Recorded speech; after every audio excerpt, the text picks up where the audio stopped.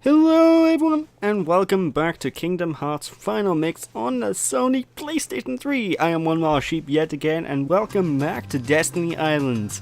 Today, we're gonna get supplies. Well, even more supplies than we got in the last part anyway.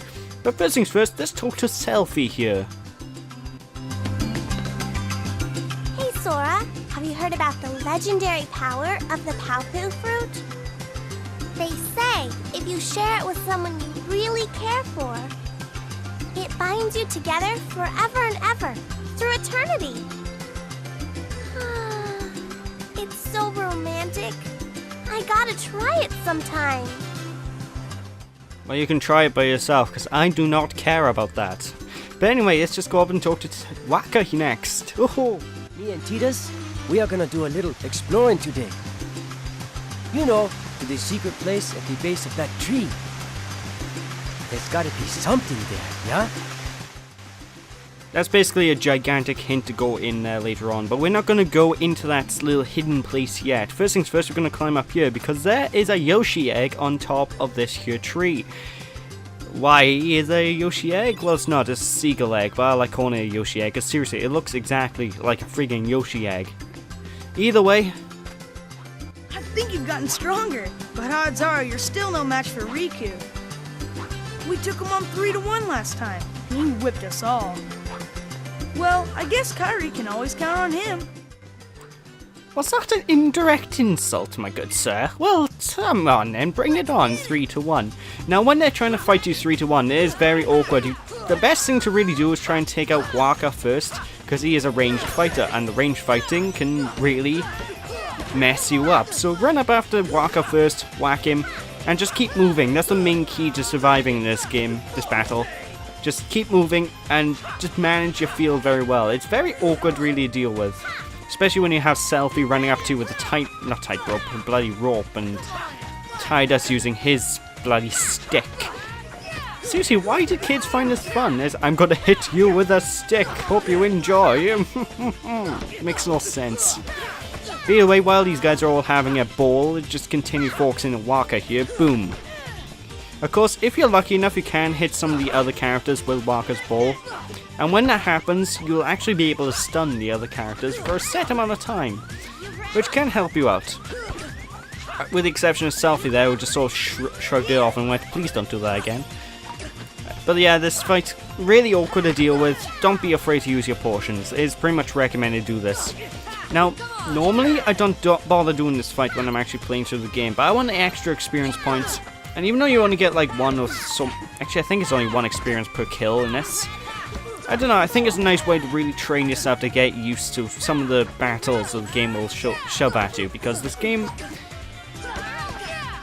unlike in the second Kingdom Hearts onwards, you really do need to manage where you're standing in comparison to the enemies. You need to sort of maneuver yourself around the fields. Otherwise, you're going to have such a bad time. It's like you're being whipped or something. Come on, die. Take my blunt object. Although, it won't be long until we get our proper weapon of the game. It's like the second... There's like there's 3 segments of Destiny Islands, and we're currently on the second one, and it just doesn't last too long to get by. No, I am quite real, good sir, otherwise I wouldn't be standing right here and you wouldn't actually be able to physically feel me whacking you with a wooden stick. So yeah, I am a real person, I'm not a figment of your imagination. Because that would be one hell of a way to mess people's minds up. Kingdom Hearts 3, the end credits. Sora didn't exist at all. He was but part of everyone's imagination. That would be creepy as hell. But anyway, if you go inside this little shack area, you've got a little bit of a save point. And this save point, I almost always forget exists, because I rarely go into this little shack. But be sure to come in here and just save your progress whenever you can. Ooh, yes. In fact, you know, you always need to be safe. Get it safe? Because it sounds like safe. I'm so sorry. But anyway, now we actually have access to this area of the island called the Cove. So basically walk into here and we'll see Riku pretty much right by us. There he is. Let's talk to the bloke. Alright, okay, so it's not a voiced cutscene. But basically, he asks you for a certain name to give the raft. Now, this name will actually be the name of your ship. So, be sure to name it whatever you want. Like I chose Arwing, for example. And what we want to do, we need to race Riku up to that star and come back. And that's basically it. It's very easy, to be fair. If I win, I'm captain. And if you win... I get to share the Palpu with Kyrie. Huh? Deal? The winner gets to share a Palpu with Kyrie. Wait a minute. Okay, on my count.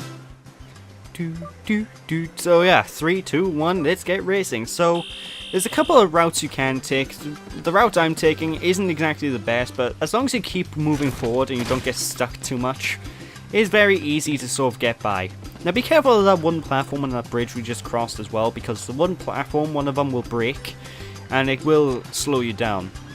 And when using that little slidey thingy, that little pole that I just failed using, let go of the analog stick, because otherwise you climb yourself up and you'll just do a little flip and just fly back down. For some reason though, I don't know why, that little star thing was being glitchy to me.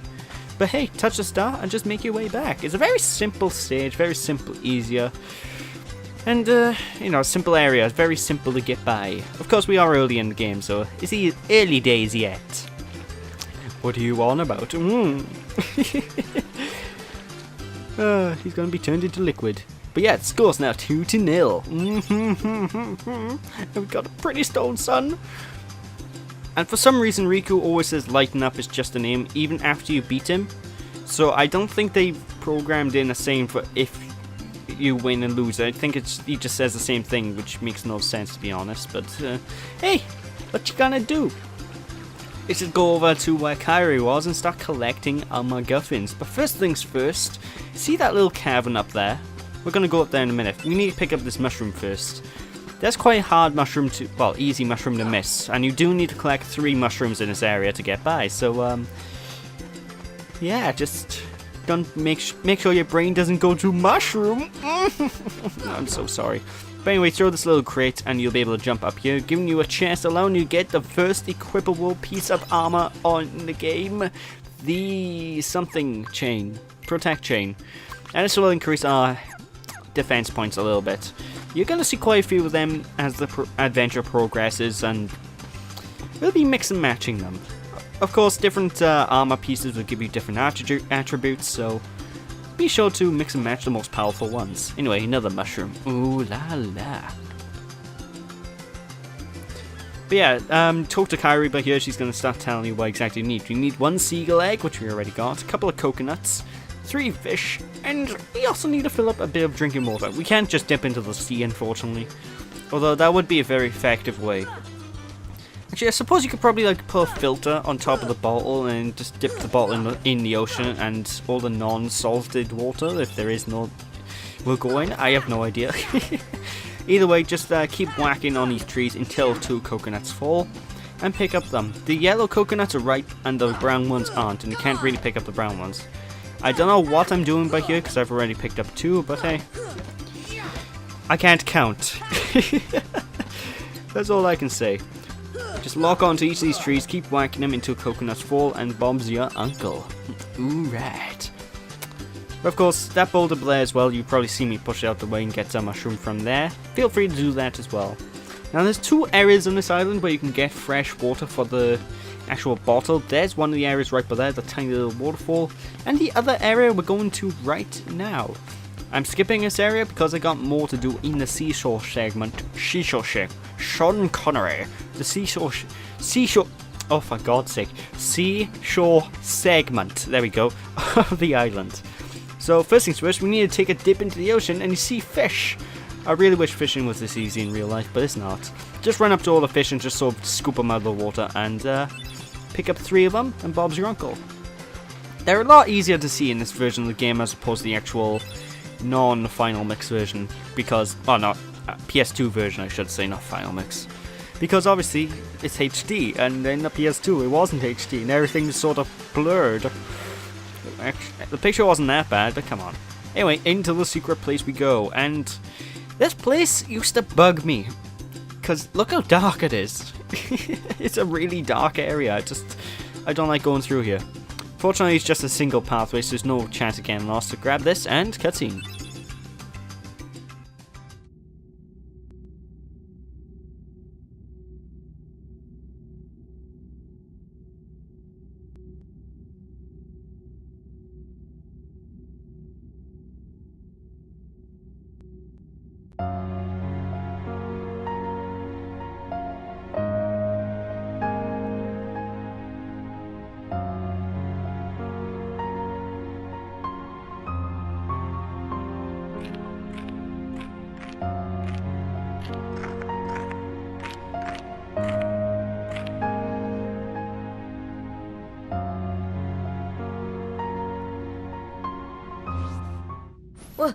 Who's there?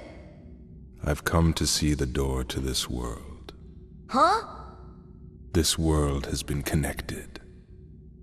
Well, what are you talking about? Tied to the darkness. Soon to be completely eclipsed. Well, whoever you are, stop freaking me out like this. Huh? Well, where did you come from? You do not yet know what lies beyond the door. So you're from another world. There is so very much to learn. You understand so little. Oh yeah? Well, you'll see. I'm gonna get out and learn what's out there. A meaningless effort. One who knows nothing can understand nothing.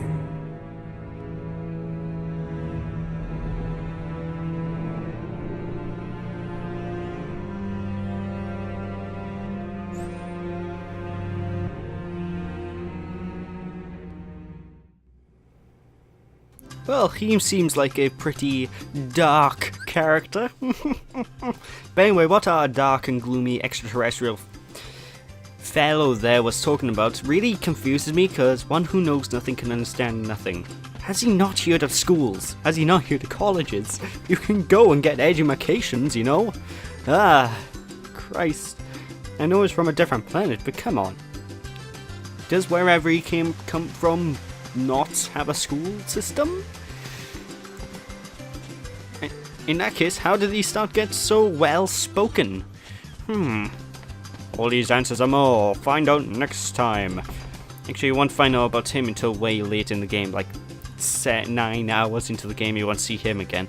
So until then, let's just continue moving through the rest of Destiny Island so we can actually continue through our destiny. Brilliant.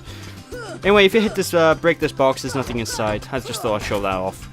I was curious when I was playing, so there we go. So let's go back to Kyrie now that we've gotten all the supplies. And with that, folks, I'm going to call it a part here. So thank you all for watching. Don't be sheepish, people. When we return next time, we'll be finishing off Destiny Islands and moving into the first proper world of the game. Thanks for watching, people. I'll see you then. Bye!